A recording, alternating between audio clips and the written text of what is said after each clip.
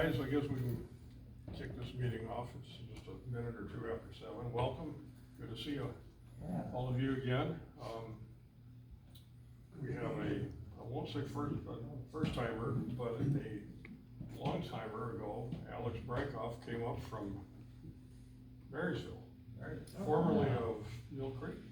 Bothell, actually. Bothell, yeah, and Alex is quite active in the 4th Division and the PNR, Pacific Northwest Region. And he also ran the East Side Clinic for a number of years.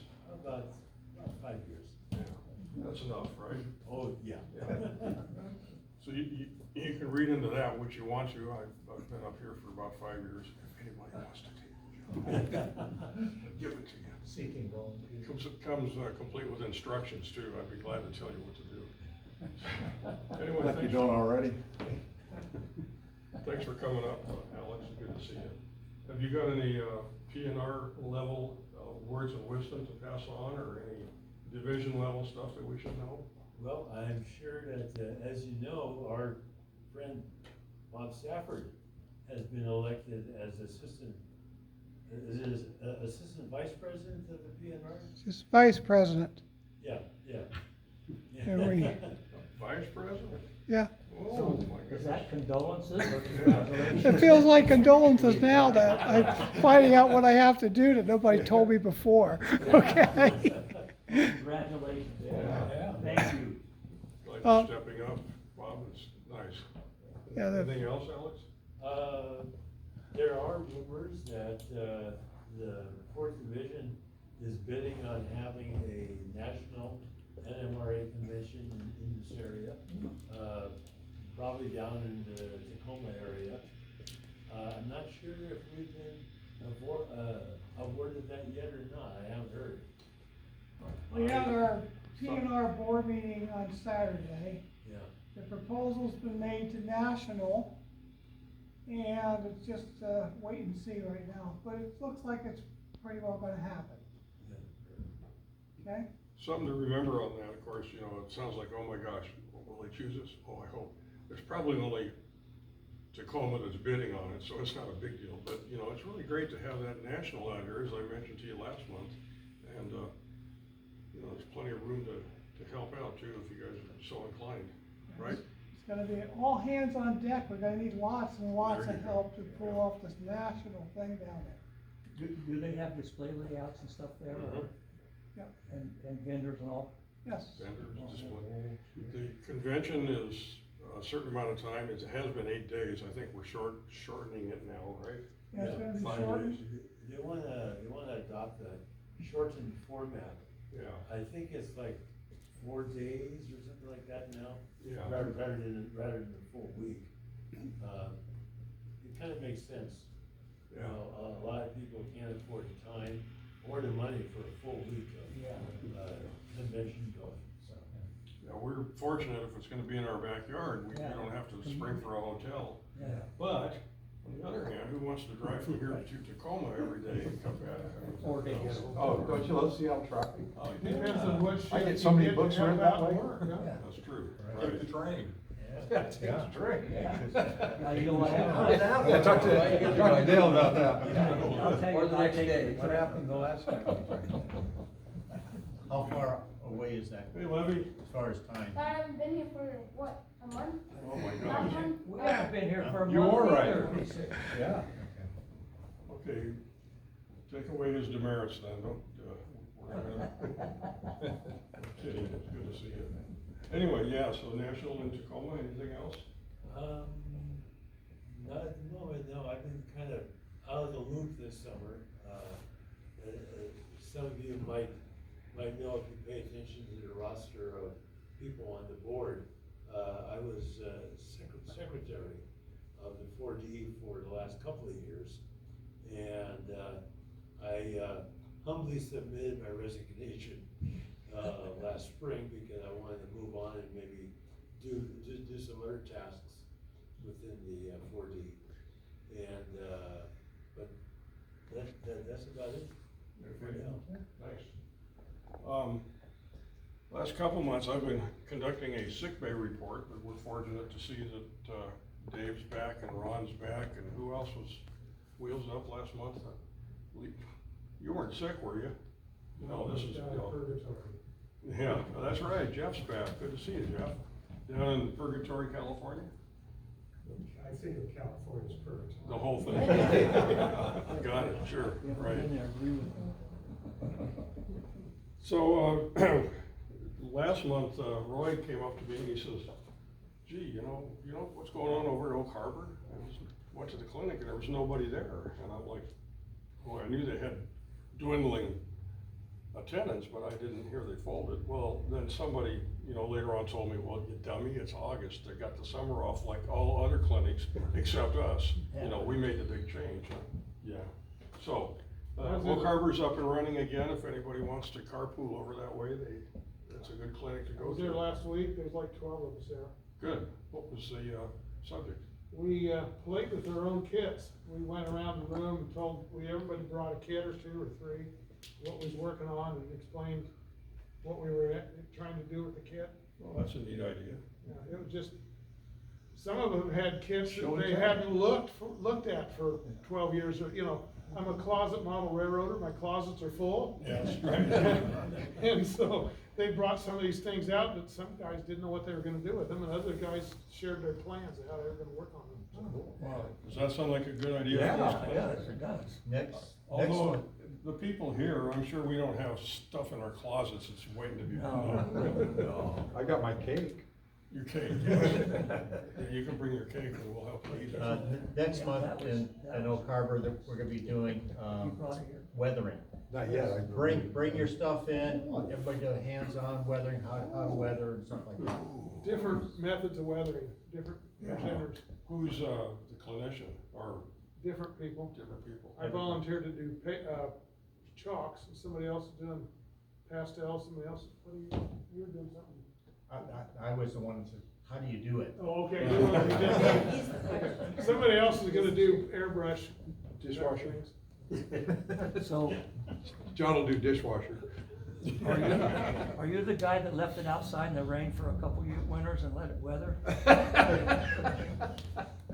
No, You were that telling was- me about somebody. That was Baby Gramps. He's the guy that used to take his sort of, 12-foot long diorama to the Science Center show and other places. Trains didn't run, but it was a caricature thing. And he had this really rusty building, corrugated, HO scale, and I asked him, I said, how'd you weather that? It's so Oh, well, realistic. he says, I don't know, I set it up on my front porch and I forgot about it, and 3 years later I come back and it's rusty. And it looks really good. Yeah, I bet it did. I don't know that we wanna wait 3 years though for the weather. That's a good idea. Maybe, anybody wanna carpool next month over there? What day is it? Oh, Second Wednesday of the month, Second Wednesday of the month. second Wednesday. of the My month. wife Nick and I have done this before with Steve, right? Yeah, we did that one time. Yeah, Yeah. well, if we wanna do another one, let's go. Bring an old box. Hey, Phil? Yeah, bring an old box cover. Yeah. Okay. Let's see, so, nobody in sick bay to talk about then? I'm sick and tired. Yeah, you are, there's no doubt. In October, our clinic here is going to be really special.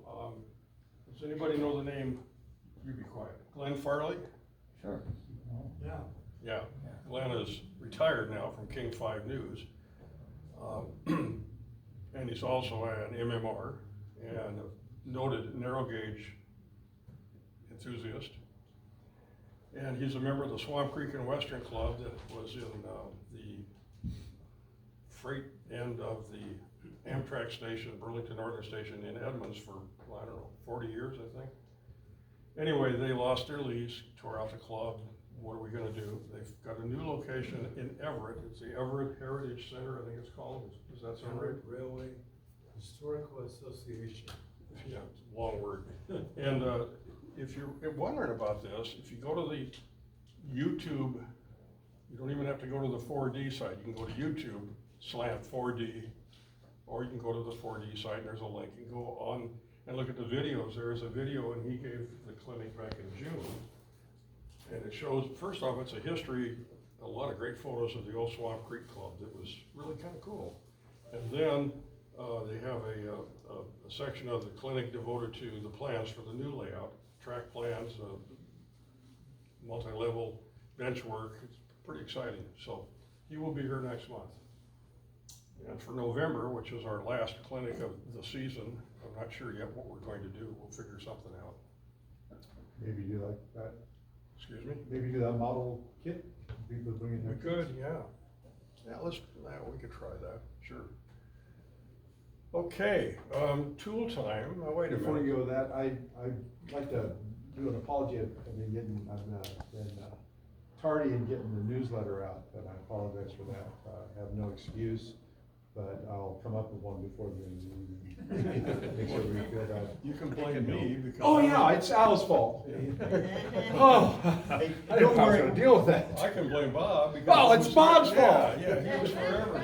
Hey, wait a minute. Wait, a no, minute. it's Dale's fault. No, wait a minute. Bob didn't do it, I saw him. You saw him what? Do it? Bob didn't do it, I saw him. Yeah, right, yeah. That's plagiarism, right? Getting in trouble for something you didn't do? There was something about COVID that, he and then Burr Stewart, who does the actual uploading to the 4G site. I mean, come on, COVID, come on, that's old news now. Okay, any other announcements? We'll move into tool time. Anybody bring a tool or a material to share with us? Phil? Yeah, Uh, give me a moment here. Time's up, Phil. yeah. Halloween time, and as you know. Why don't you come on up front here. Yeah, I'm doing this as I come up. And there are these companies that for Halloween, Christmas, and probably other things, they have these little buildings and so on, that are fairly large, and occasionally scenery materials. So this is a ground mat, which can probably be adapted for all kinds of uses from depending on the scale, from hedges to cornfields to backdrop type stuff. I picked that up at Michael's. The retail price is $15, but given the nearness to Halloween and how soon things will be discounted afterwards, you could probably get that for 40% off even before any discounts you might get. A lot of folks who are my age, you'll get a senior discount. Anyway, the other thing I have brought with me, you folks are probably familiar with stuff like this or even this brand.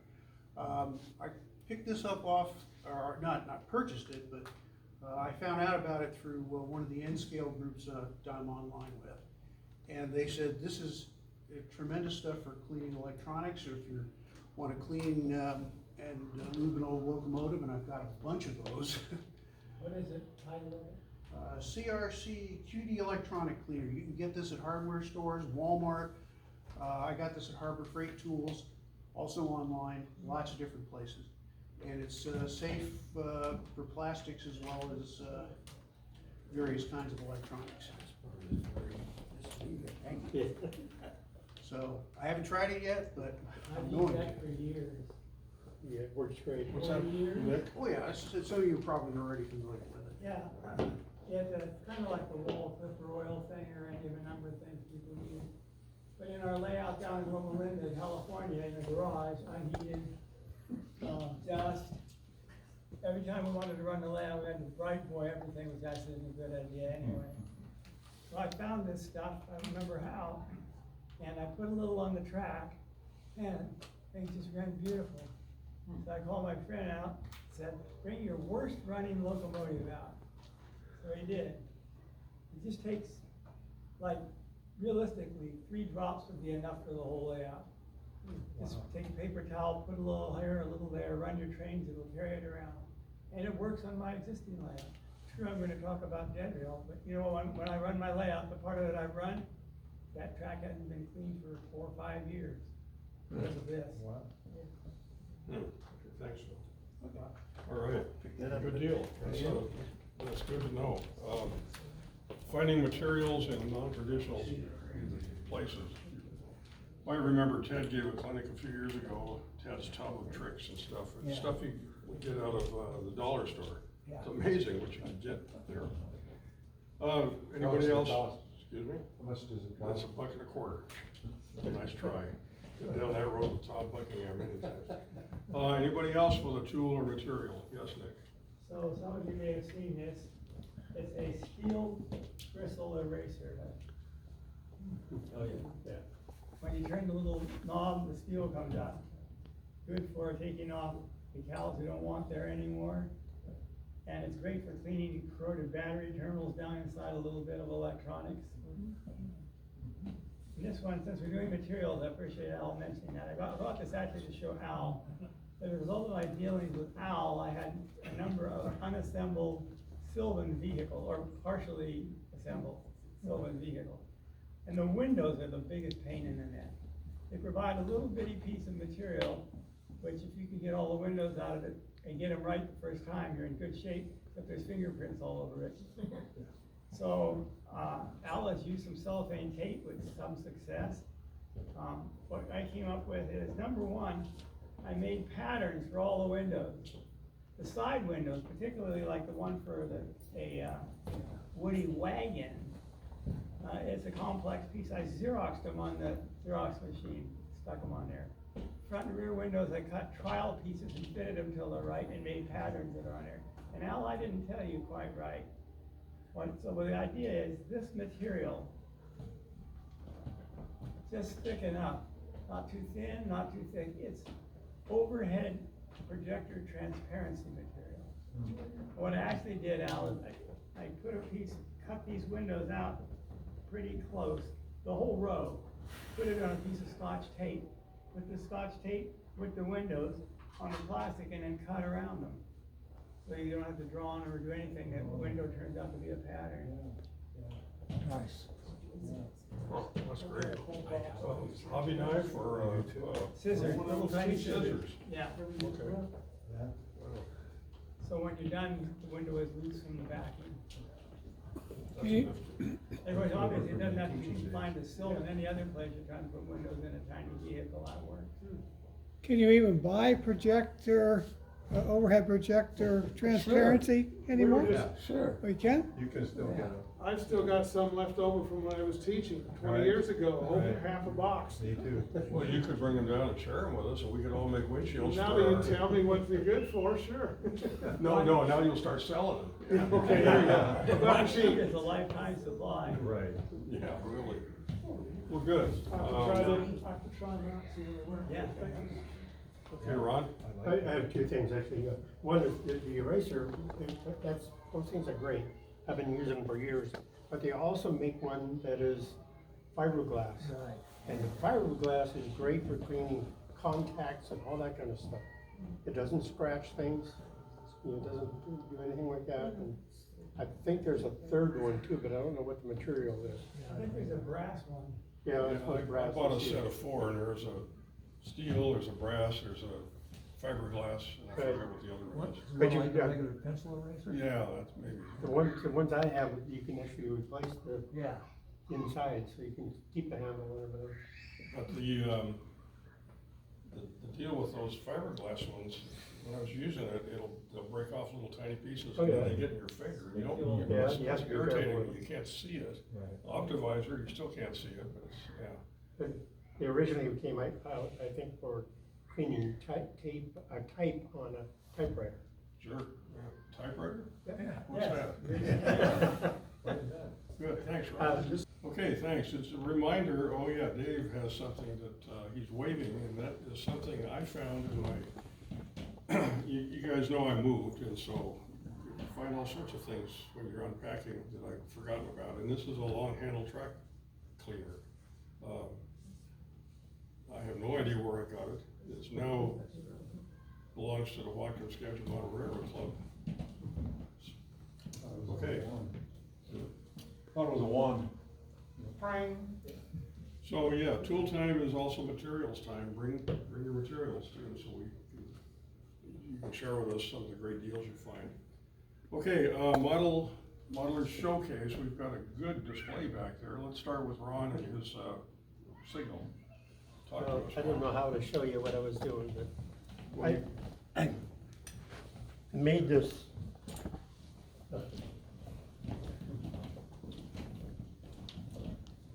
You saw this thing before, and put a light in it, right?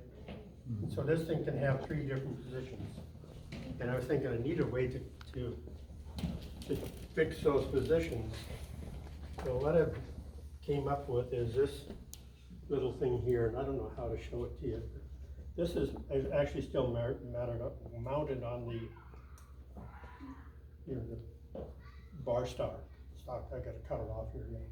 But if you take the end off here, it's not all soldered together yet. That's part of the fun of making this. And this is actually spring loaded on here. And there are 3 positions on this little cylinder that I can rotate it to get it in the right position. And it's just something that's taken me a little while to come up with and make, and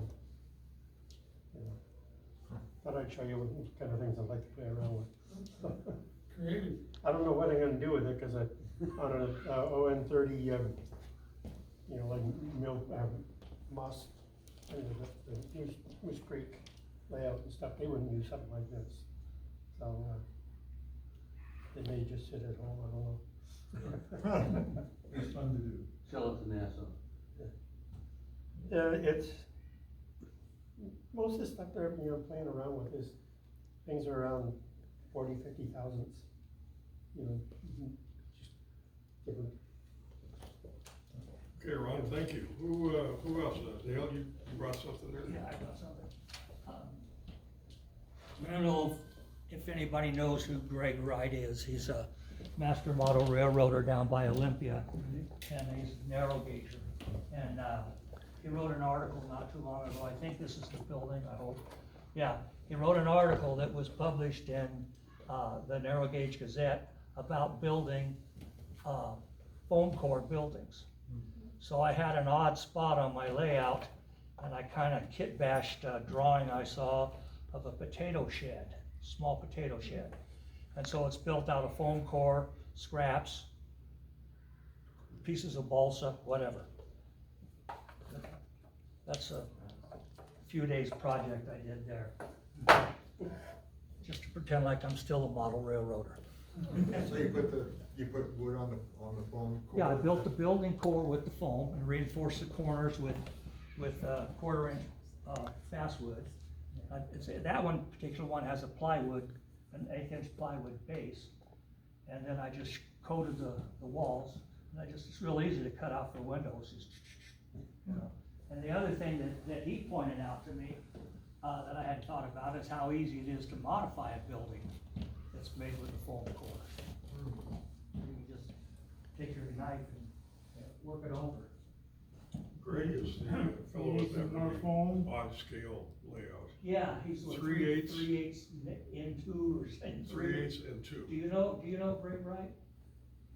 Not very well, no. That's amazing what he's done. Yeah.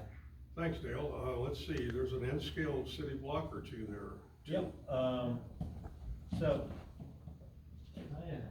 and you can take some of the buildings off so you can get inside and put people in there and see some of the lighting and stuff.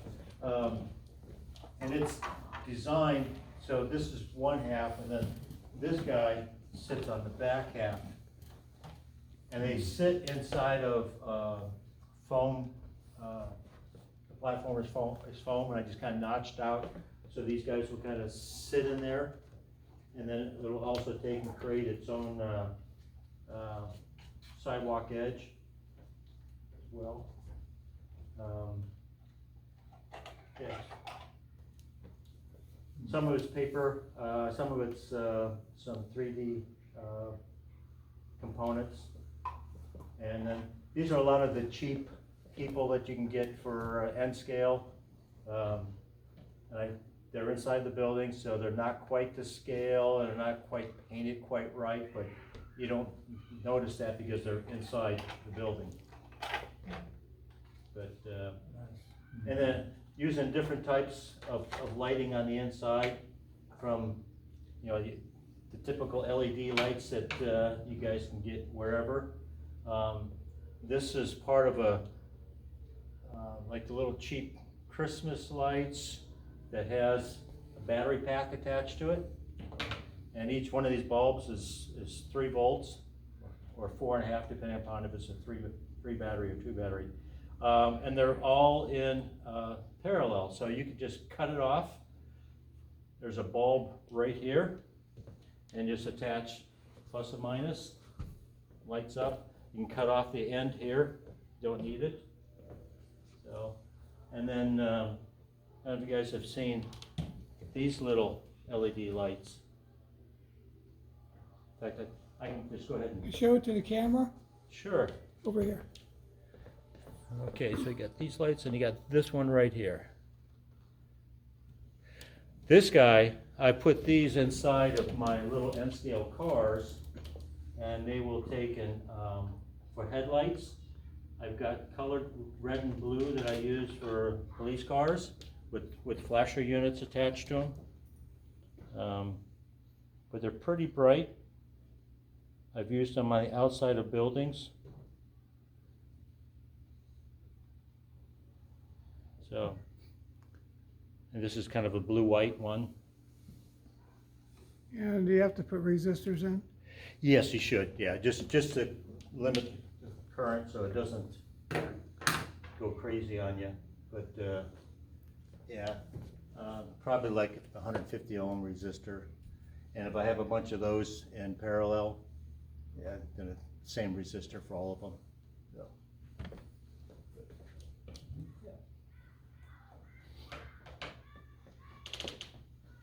And I stole some of the ideas from the Wacom Skagit Club as far as We'll send you a bill. some of the lighting. We'll send you Okay, yeah. a bill for the Show copyright, the bus for on the the bottom. copyright. Say what? Show the bus on the bottom. Oh, yeah.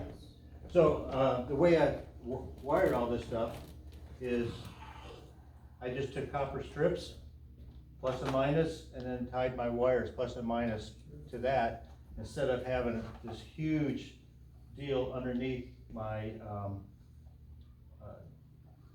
layout. So I could just use the wires here, these guys disconnect, and then this would be underneath, wired into my main power source, and so I can pull it up, unplug it, whatnot. These are from RC battery packs and stuff that you can get online. Yeah. Really nice, Roy, thank you.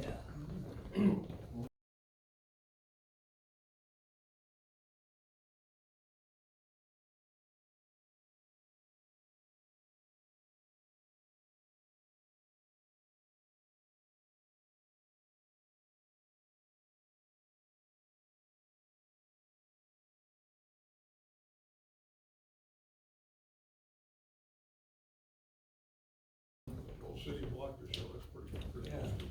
Both sides. I see a boxcar laying on its side on a blue piece of paper, who wants to hold up to that one? Mark? That's the car that we airbrushed last month, and I got it all decaled and weathered.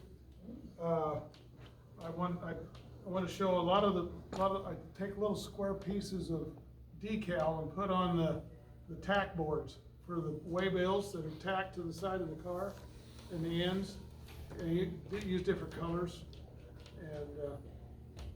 And then I wanted to show off the weathering on the ends of the cars where the wheels kick up dust and grime. They make 2 tracks on the end of the car. And those are in passenger service, so the sides get cleaned more often, so I didn't do too much weathering on the sides. Okay, Mark, thank you. I see 3 houses back there that somebody brought in. Aha.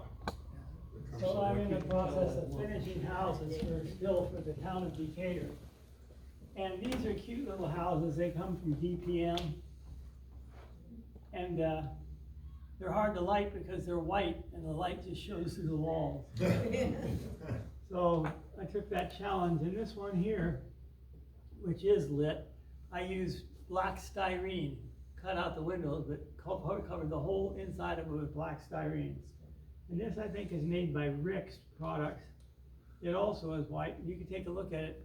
And here I'm using black masking tape. Behind the whole wall is covered with black masking tape, and then the windows cut out. Black masking tape was used by photographers in the old days with, enlarging and stuff like that. I got it in, I think, 1/2 inch and 3/4 inch, and in this case, 1 inch. Good idea. That's a nice tip, Nick, thanks for sharing. Oh, yeah, with the us. talent's a light, a kid that probably most people don't like. Yeah, Nick, I had that problem on one of my other buildings, and you could see the light shining through the brick, Yeah. right? So I had to take it apart, and I painted the inside with black paint. Yeah, that's another alternative. Cable car there. And try not to get it on the windows at night or. Piggyback. So who modeled the cable car or the trolley or something? That's a cable car, Cable car. Seattle cable car, the Madison Street Line. It's narrow gauge, so I'm interested in it. The trucks come from the Bachman HO cable car. The HO standard gauge track comes out to 3.5 feet in S scale. So I just use those for the trucks. The wheelbase is too short by 2 feet, but you won't notice it because there are guardrails underneath. You can barely see it. It's mostly scratch built. The clear story roof is from the old Hawk monogram cable car kit in 1/4 inch scale. And the ends of the car are from the same kit because the Seattle cable cars are rather wide. They were all enclosed in the 1910s because of the weather and because passengers had a bad habit of getting on and off the cars, the open section, on and off while the cars were in motion. Enclosing them solved the lawsuits that they probably had from the injuries. This is a problem the San Francisco system has still today. They aren't happy about it, but it occurs. The fenders were the toughest part. Those are scratch built also. The only paint I could originally find was a racing orange. And I painted it that color and it looked horrible. I couldn't stand it. Be sitting there in the bedroom and it'd be haunting me. So I finally found traction orange. It's refrigerator reefer yellow. Let's say refrigerator yellow. Reefer sounds like something else.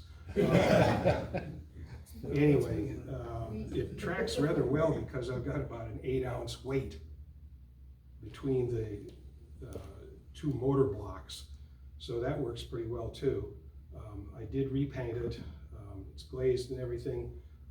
No weathering. I'm not hot for weathering, but I assume that they kept the system in pretty good shape anyway. The last full day of cable service in Seattle was August the 10th of 1940. All 3 systems in operation at that time quit the same year, and it's been estimated that had the cable cars survived World War II, then San Francisco wouldn't have the only tourist attraction with cable cars. So it was a fun build. I'm tempted to take the, I've got about 10 of those cable car kits at home. I'm tempted to take those and build them with a Tenshoto unit or something like that because S-scale standard gauge works out to 3.5 foot in O scale, and those aren't 1/4 inch scale models. So it'd just be something to do, but then again, so many ideas in so little time, I'll probably never get around to it, but at least I've got this one. And what scale did you say that is? This is S scale. S scale narrow gauge? Yeah, as a matter of fact, the cable car was the first mechanized rapid transit, mass transit system invented. And there were a huge number of them. The biggest system was in Chicago. And if you've ever been to Chicago, you'll know the place is flat. But they hauled something like a billion passengers over the years on that system. It folded in 1960. Anyway, most of the systems were 3 foot 6 inch gauge. A couple of them were standard gauge, and there was an occasional idiot gauge of 5 feet or 5 feet 3, something like that. But most of the systems were narrow gauge, and most people don't think about it. When they think of narrow gauge, they think of the Denver and Rio Grande, or they think of Durango and Silverton.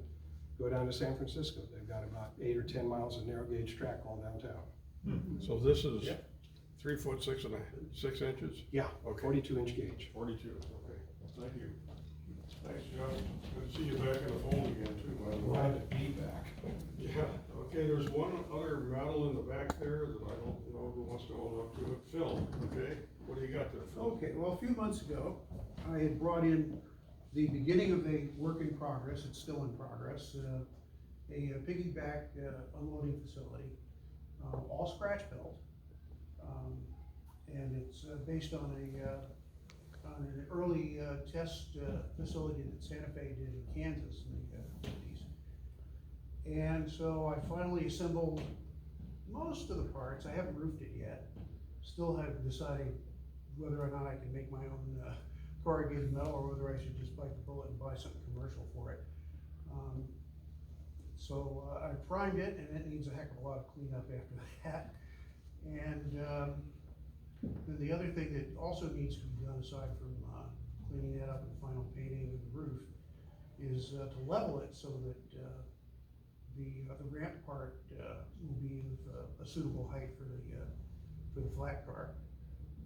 And I put a sample up there to show that. And so it's, like I said, it's still in progress, but I've made a lot of progress finally. Good, thanks for bringing that down. And just a reminder, folks, we like to see work in progress, not necessarily finished.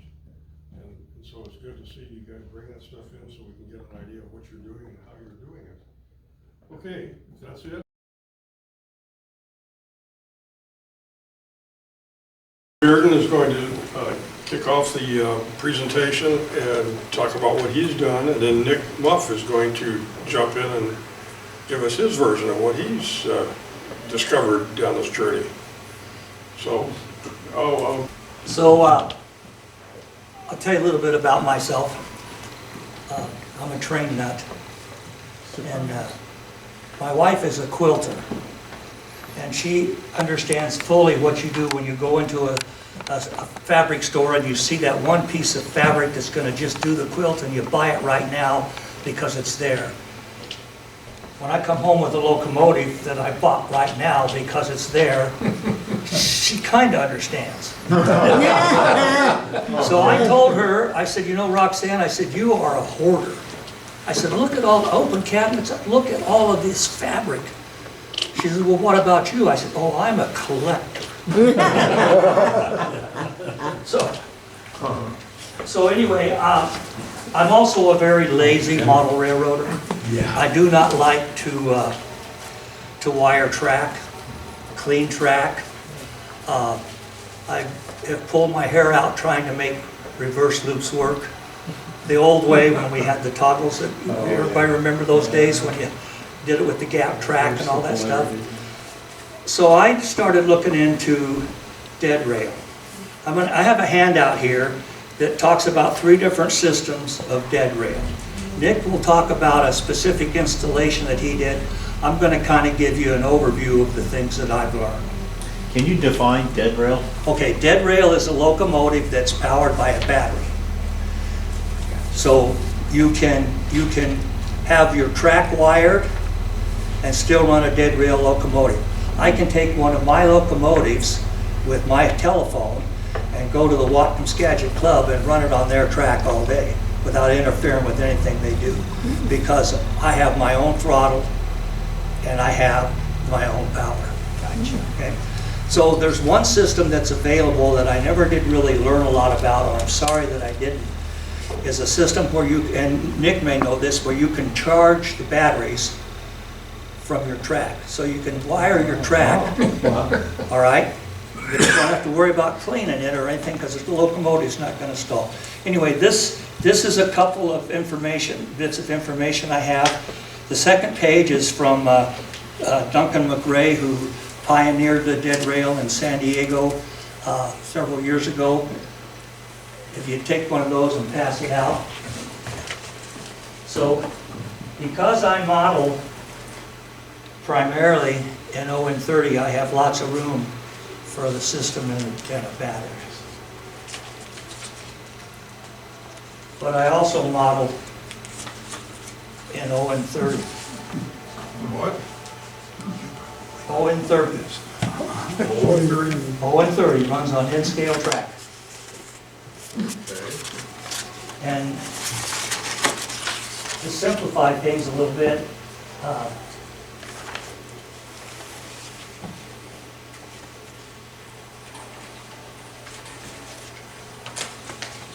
I won't put the whole thing together, but I scratch built this little box car. And you can see the size of the battery and the speaker and the dead rail, the Blunami that's inside there.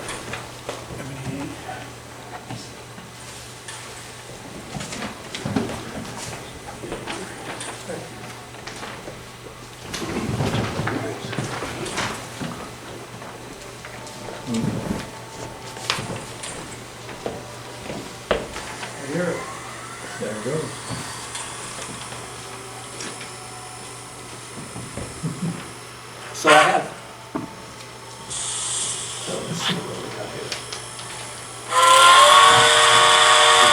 Get out, Lee.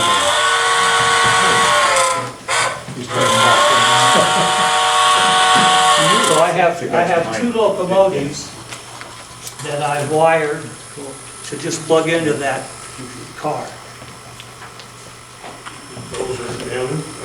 These are 0-30 running on N-scale track. Dale, Yes, you blow the whistle for the camera again? ready?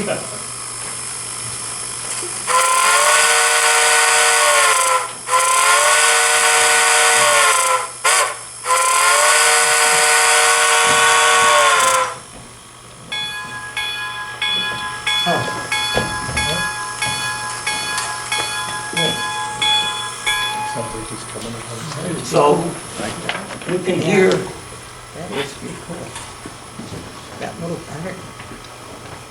Can you hear it? Oh, yeah, I can hear it chugging. So that system that you're looking at now is Blunami. I'll pass these around so you can look at them. This is everything except the battery. All right? And the charger, of course. And the- pass the Does it include a speaker? What's that? Does not include the speaker. Does not, okay. But it does have sound.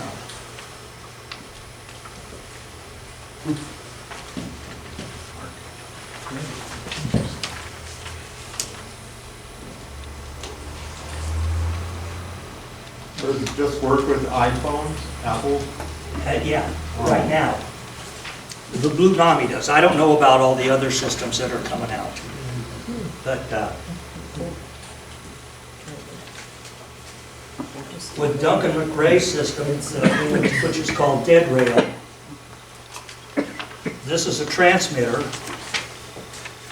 and you can wire this right to your bus, all right? If you come right from your, what is it called, the command station, before it goes to the track. You can wire this in, and each locomotive has its own receiver. This does not include sound on this system, but it's a very good system, and it's the one I used for a long time until I found out it didn't work in a room full of other radios. But it works very well with the NCE, what they call the hammerhead run, you know what I'm talking about? And you can run this system and still have your track powered normally. And like I said, you can run one locomotive or your whole fleet. So I'll pass these around.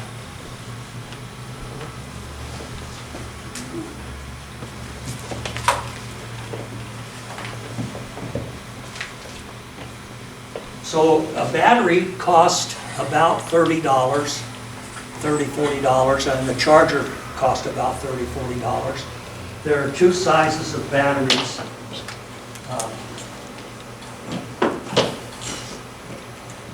This one, did I plug it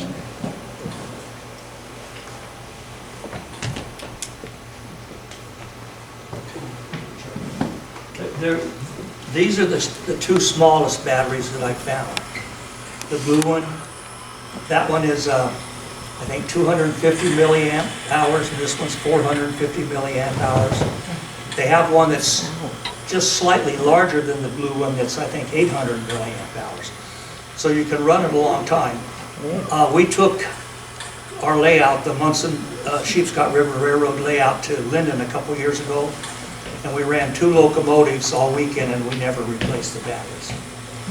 Now we're doing switching and stuff like that. If you're really working it hard, I imagine you could get a couple of hours out of the battery. So, and then the charger, pretty simple to operate. Just plug it in, charge your battery. Hey, this thing's pretty noisy, can you turn it off? I guess I can. What? Sorry about that. Let's see, how do I do that?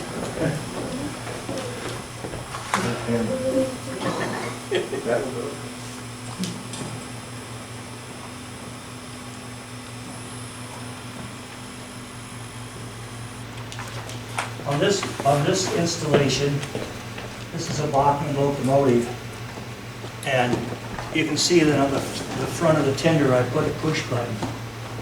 So I can just sit unplugging and plugging the battery, and I have a push button. On the Forneys or Forney type locomotives that has the tender on it, I put the switch underneath the water hatch, so I can just push in with a coupling tool and turn it off and on. So most of this stuff, I think, was designed to operate in HO scale. Yours was built for HO scale, was it Yes. not? Huh? Yes. Yeah. So, and like I said, I've never, I just got hooked on narrow gauge stuff, and I just work with the narrow gauge. You can go to the website on that handout that's called Dead Rail Installs, and they can set you up. You can go to SoundTraxx to get the Blunami module. You can go to Tam Valley Depot to get the Dead Rail 1 system, which is the transmitter and the receiver. So the things I found about Dead Rail that I really like is I can put a turntable wherever I want it. I can put a reverse loop. I can put a Y, and I don't have to worry about wiring it. The biggest thing I like is that I don't have to clean track. Because when I want to go run my railroad, I want to put a battery in and run. And I don't want to spend my first half hour cleaning track. If anyone is interested and would like to try some Dead Rail, I have some used components that I would sell for half price. So if you want to just do one locomotive or whatever, and I can also hook you up with batteries. I have a multitude of batteries. I didn't bring them. So do you have any questions for me? Yes, sir. So with the HO scale locomotive, how hard is it to put the battery and everything in there? Do you have to have a separate car for the? You know what, I'm going to defer that question to Nick because he knows about HO. You know, back in the early 90s when I was modeling N-scale, we did all kinds of stuff to make them run right. We would take a motorized unit off of a locomotive and build a boxcar on it so you could have it behind the steam engine. The steam engine was doing nothing, but the diesel was pushing it, looking like a boxcar. So I don't, you know, I'm not a rivet counter. I don't really have a hard time kit bashing a car to be able to carry the battery. So I imagine you could do it. I mean, an HO boxcar, there's one back there. I'm sure you could put all the components in it. But it's, you know, it's, I mean, we're all individuals, so I please me and you can please you. Any other questions for me? I'd like to have my 2 brand new Blunamis returned. Curses. Are you selling those at a discount? Huh? Are those at a discount? I have one discounted diesel Blunami that I will sell for $75. Diesel. Diesel. Diesel. Yeah, I got 2 brand new steam that I paid $160 a piece for. So. So what does it cost to get set up, and what all do you need to do one locomotive? You need like about approximately $40 for a battery.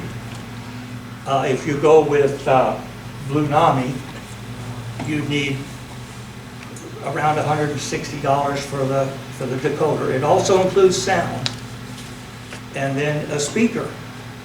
And if your locomotive already has a speaker, then you're fine. And you also need a way to charge your batteries. If you go with Dead Rail 1, which is Duncan McRae's system from Tam Valley Depots, receiver's about $60, the transmitter's about $60, the battery's in the neighborhood of $40, and the charger's in the neighborhood of $40. So you're $200 into one locomotive. After that, you're looking at about $40 a locomotive. But remember, it does not have sound. So you can wire it to a sound decoder if you want to, or you can wire it with just forward and reverse and headlights. Can I answer anything for anybody else? I'm really not an authority. I'm just an old fat guy that likes trains. Did I tell you I made an appointment to go see a psychic? You know, I knocked on the door and the guy said, "Who's there?" So I left.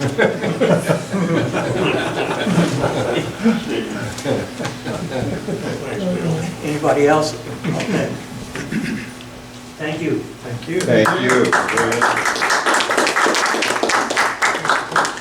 Okay, Nick, you want the lights killed? I think I'll just deal with, hands-on stuff. Okay. No slides? Yeah, the lights, No. we can see it better. Well, let's try. Try it. Yeah. Now, So the first time I heard about Dead Rail, I thought, come on, you know. I grew up with DC power packs, selenium rectifiers. yeah. Reminds me, I'm watching some of my old videos, and I have one of Colorado narrow gauge. I'll get out of this thing, yeah. Okay. And so when they filmed Around the World in 80 Days, some of it was filmed on the Denver and Rio Grande. Whatever engine they picked, a C, I don't know what, C-22, whatever it was an old engine that could not be fired up.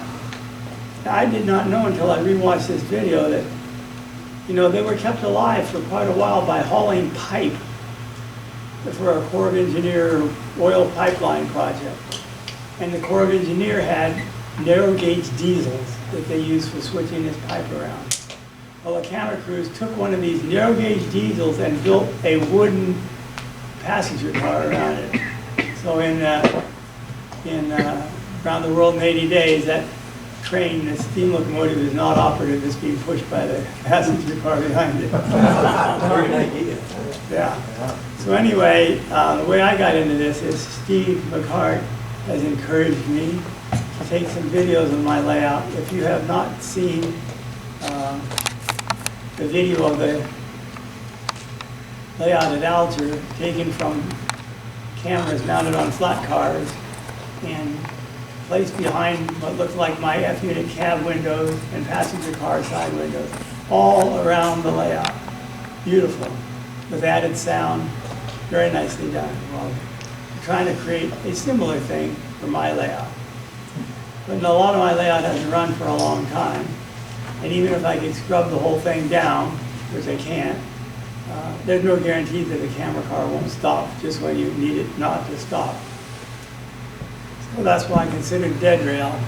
Get a dead rail locomotive, for instance, a dead rail locomotive could potentially go in to fetch some other piece of equipment that is stuck. Or a dead rail locomotive can push a cleaning car around where track current connection isn't so good.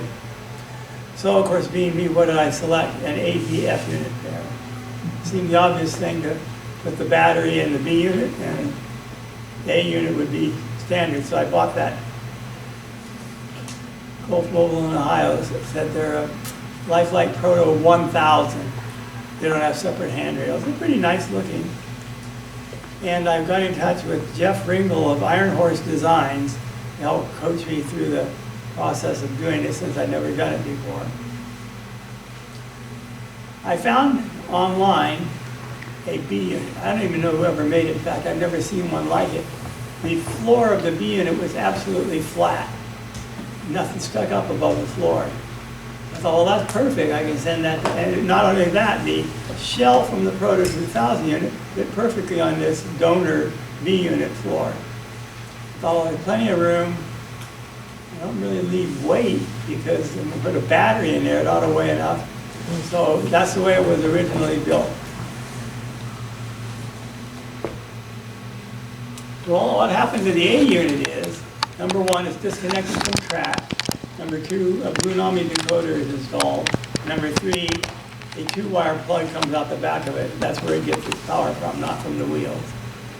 And he reminded me there's no need for polarity on that plug, since the DCC decoder normally will take polarity either way, it doesn't matter. That polar plug is not polarized.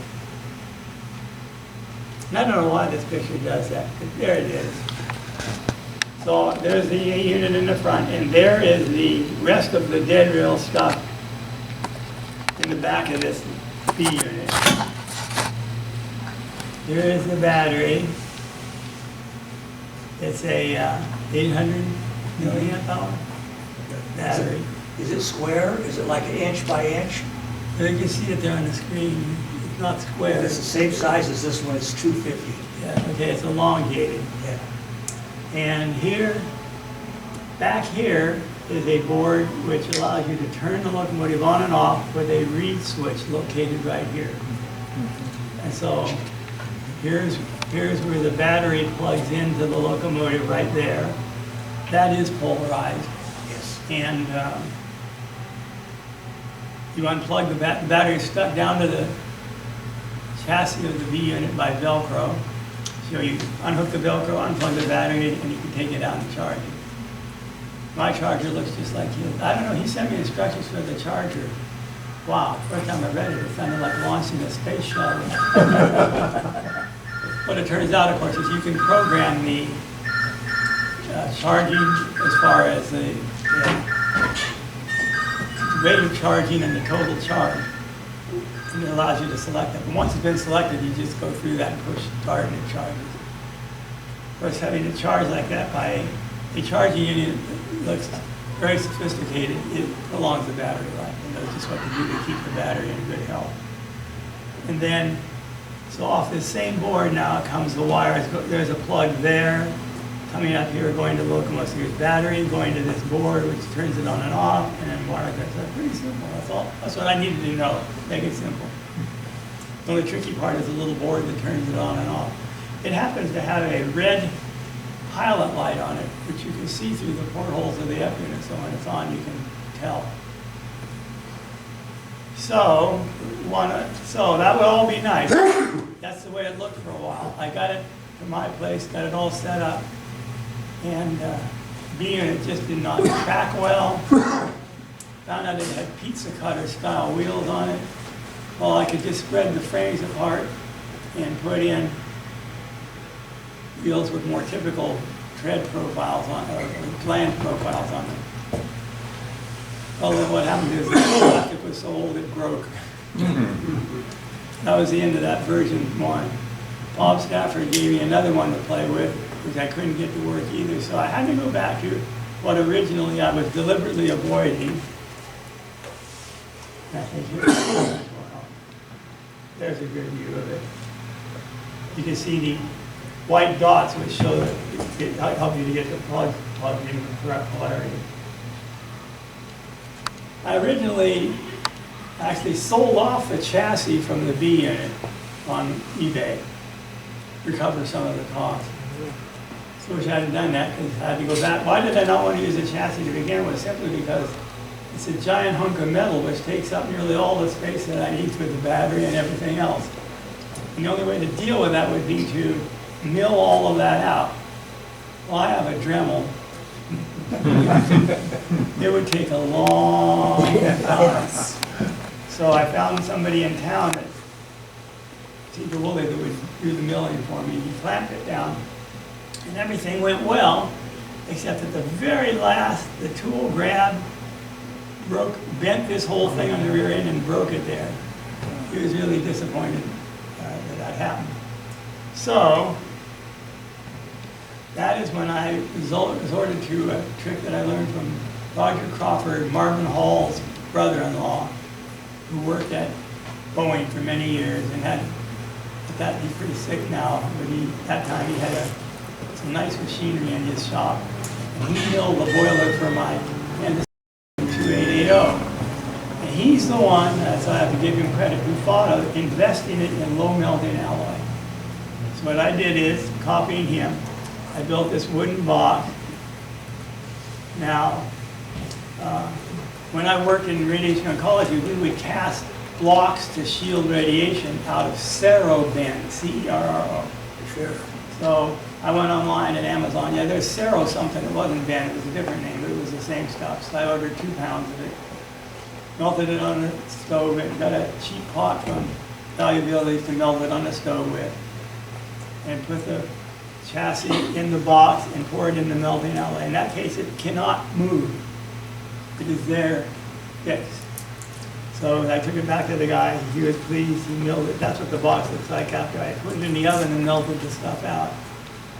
So now here is the frame. Everything from here, all through here is all mill flat down to the floor. So here's my assembly. Plenty of room for the battery. Here's the reed switch hanging up here on the back. Here's the other little circuit board. And now it has, oh, I had to disassemble the trucks and take all the gears out. So now they're dummy trucks. Still has the gear on the axle, but everything else is gone. It's not tracks right, got good flange profile, got plenty of weight. One more thing, I don't know if I took pictures. Oh, there's a little control circuit board. And you can turn it on and off by pushing that little button there too. This is the reed switch that does the job. Yeah, Yes. that is the 800 milliamp. Okay, thank you. Yeah, I know it's not good at these things. So here's what the little circuit board looks out with. Coming to the battery, optional charging jack. I should have one of those. The air wire converter and the magnetic reed switch. And that's it for the picture, so we can have lights out. Right on it. So, the other thing that I didn't want, number one, I took the little wire trip levers off the couplers on the front and rear of the locomotives so that they don't catch on switches, which they have such a sad habit of doing. And I wanted to put a drawbar between the locomotives too, so that they wouldn't come uncoupled. Then there's a lot of chance of coming uncoupled when they slide goes in and out. I looked on eBay. You can find drawbars, old ones, new ones. I'm trying to figure out which ones would be the right size. And I thought, draw it, 3D print it. It's exactly the size I want. There's about, you know, if you buy them, they're $5 for a couple drawbars and $5 for shipping. So I can print as many as I want, any size I want. Cheater. Yeah, here is the instructions for the battery charger. There are 1, 2, 3, 4 pages. Wow. One thing I would like to mention that I failed to mention is turn your throttle on before you turn the power to the locomotive. Because if it comes to the end of the track, it's going to keep going. My wife didn't believe me until I put the locomotive on the floor and let it run across the floor here. So, Well, Jeff Ringel said you really need a 2-man crew. Somebody can be driving it, somebody needs to watch where it's going. yeah. When it gets off the track, it doesn't care. It's like drone flying. Yeah. And so, yeah, the battery came with some charging cables. Your choice. And even some adapters if you didn't have the right one. Anyway, You have to build the charger? No. no, Okay. this is the, with the, I think those are, yeah, banana plugs on one end and a little mini connector on the other. This is the one I actually use for charging the battery. So, How long does it take to charge your battery? couple Overnight? hours. I didn't time it. It depends on how far down it is. Yes. Usually I would say an hour, it would get it up pretty good shape. So, you know, I used it quite a bit and didn't recharge it. Today with Steve coming over to do camera work, I charged it again it probably took about 40 minutes before it beeped. Yeah, And then, that's about right. we used it all we wanted, Almost 2 hours. yeah. And it didn't show any signs. I don't know, what does it do when a battery goes down? Does it warn you, or it just goes dead? Well, I don't know either. So here are the two units with their drawbar. And of course, the fun thing is, it seems like magic.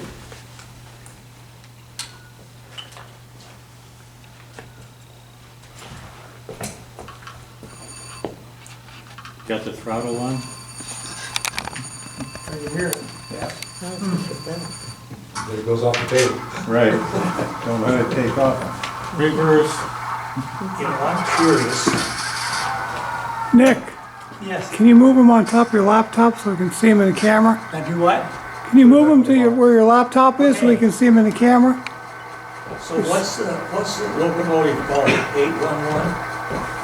Yes. I'm disconnected. Yeah. Let's see. Am I in the right spot? Can I blow the horn? What? Can I blow the horn? Sure, go ahead. Wait just a second. Very good.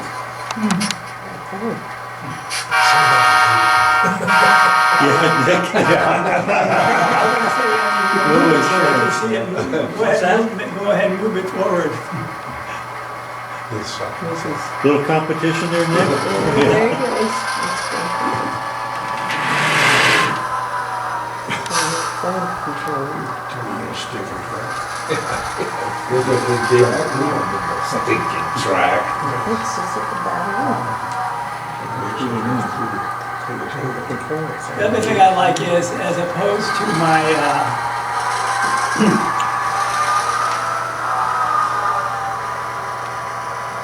Tsunami decoders, accessing the extra functions is a challenge. On a phone, you can access any of the functions, the cab chatter, the flange squeal.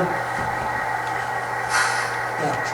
I'll pass my phone around if you want to turn your locomotive and let everybody see what it looks like. Oh yeah, go ahead. Okay.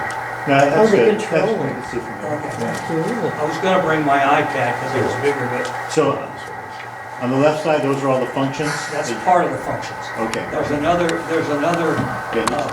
another page. And, And he built me two of these little magic wands. But this is my magnetic pickup, you know?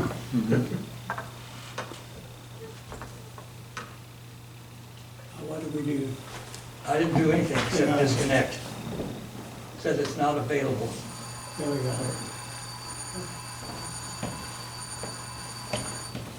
The reed switch, the glass. So, that's my endeavor in the gateway. And today, we had all kinds of challenges at the layout. That's what it is so far, you said, yeah. Do you have to have an iPhone, or do you don't have an iPhone, do you? No, I have an Android. Yeah, okay. So they've changed it since I, Anyway, we had switches thrown the wrong direction and derails and cameras that wouldn't link with Wi-Fi. We got a bunch of stuff done, and we got an initial feeling for what we need to do. But I know that this will run without intermittent problems from bad connection. What's the fun of that? I'm disconnected, so it's just idle Okay. now. Yeah, well, did you show them how you connect? Oh. It's just, each locomotive is named, you just press connect. And then when it connects, it'll tell you. Before my battery, my phone dies. So now I can go to, and I have the, Turn the headlight on. It is. It's on. it is on, yeah. So no, I'm not gonna convert all my locomotives to dead rail. But this is as far as I got, and it's a purpose-built locomotive. Can you build like a battery car that you could switch with different locomotives? Yeah, that's essentially what I did with that little white car I built. I have different locomotives that just plug it in. Yeah, but I need a drawbar. Well, just take one out of that box. Yeah. Anyone that wants one, just look at I'll print 30 or 40 more. Hey, has everybody looked at them? I'll get one. Let me, Perfect shape to print, I mean, you know, yeah. and they're tough, flexible. So let's see what we got here.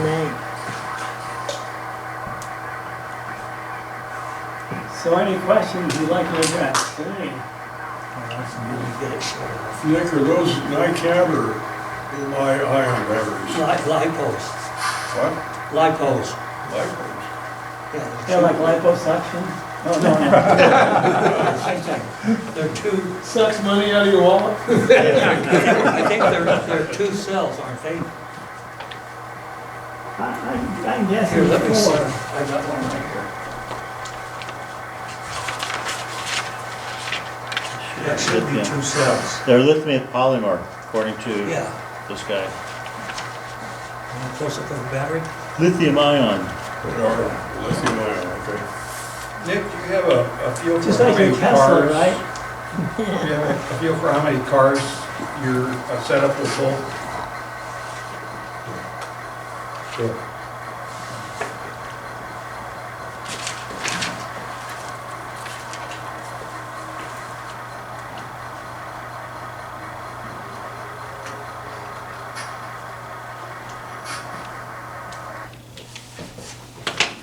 Nick, do you have a feel for how many cars your locomotive will pull?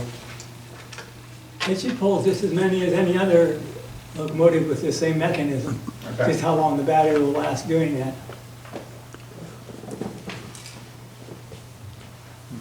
Is yours a different system than Dale's? No, no. Blunami. The only difference is that he has the reed switch to turn it off and on, and I just have a push button. Oh, so he's got the Blunami as well. then. Yeah, it's a Blunami. Oh, His okay. is diesel, of Okay. course. So are there other manufacturers besides? I think that Duncan has sound with his now, called Blue Rail DCC. And CVP, of course, is the one that for years has had the big G-scale stuff. No, I didn't get one. I said I wasn't involved.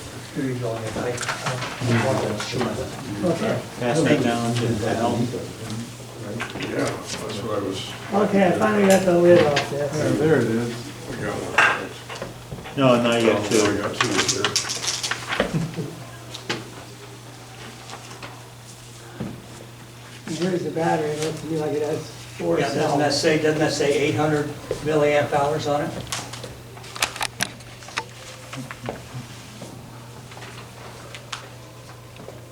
Yes. Yeah. So that's the biggest battery. That was my thing, so I'm gonna buy an F unit, put the B unit, so I can fit the battery in it. Exactly how big is this battery gonna be? I had not imagined it would be as small as it is actually. I was prepared for something bigger. So when the battery runs down, does it just die at a certain point and you still have? Neither of us know the answer to that. That hasn't happened. Never ran the battery all the way down. Okay. Does it just slow down, or does it beep at you, or? No.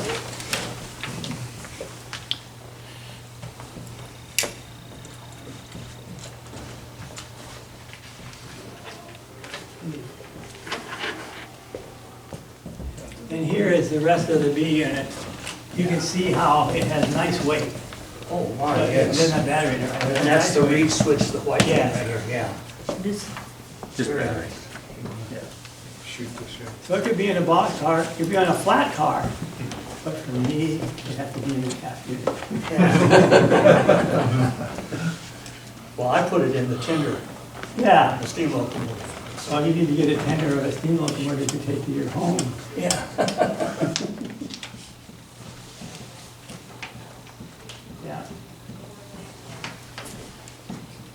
Oh, yeah, there's some weight to that. And that's after I had a real, you know, they weight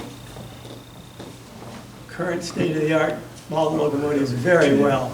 Every spot that doesn't have something in it, It's weighted. filled with weight.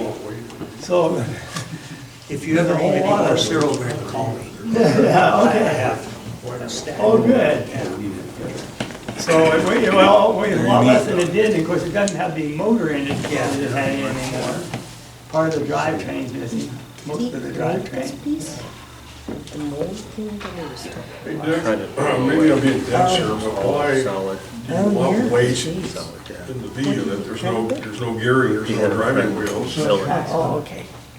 We're gonna be pushing it in and out. Otherwise, it would be The so other one, the lightweight one was derailing when it went. Yeah. This is an HO scale. So you want enough weight, but you don't want massive. Enough weight that it Okay, tracks well, all that's right. all. I was thinking you were really trying It's to, not for traction, it's so that it tracks well. got it. So can you use just dummy locomotives to put the battery Yeah, and you stuff know, in? So you don't even have to they take? don't make those.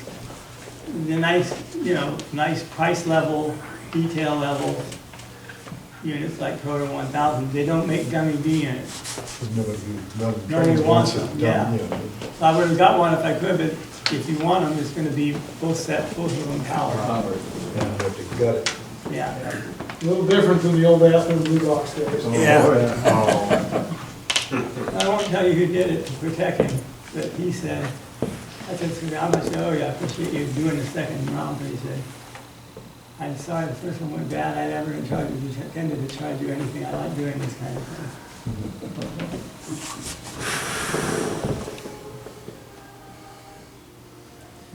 Okay. It did what we wanted it to do, because we got the whole, around the whole layout. Yeah. Film in. Is the film gonna be on the? Yeah, eventually, what happened though was we had some switch issues, because you'd think with 700 switches, he'd know by heart which switch was which. But he didn't. He didn't. No, we ended up, one of the side battery, we wanted the side battery, we were taking longer than we should, because it was all new to, all of us, running that layout. But it died, so I've got enough going forward, but I want to go back and get some side shots. The camera that's on the locomotive. No, on the flat car going sideways, Yeah. so it looks like you're looking out the window of the, like if you saw the cab ride, yeah. It's like So looking out the window of his of the car. cab, or you look out the window of the coach car. Yeah. When you think And- about tracking and a drawbar and no coupler trip pins, we had a flat car on the front end and a flat car on the back end, and they're going both directions with Right. it, so. So And that's overall, why- that went pretty well, better than I expected. Yeah. And it went back to that one hidden part of your railroad. Mhm. Yeah, The only thing, the flat car had some trouble being pushed through the double crosses. Yeah, it would go, and then the B unit would go, okay. But everything else ran really good, we just ran out of anyway, I know battery. more about dead rail than I did before. But And I've no, increased my dead rail roster by 100%.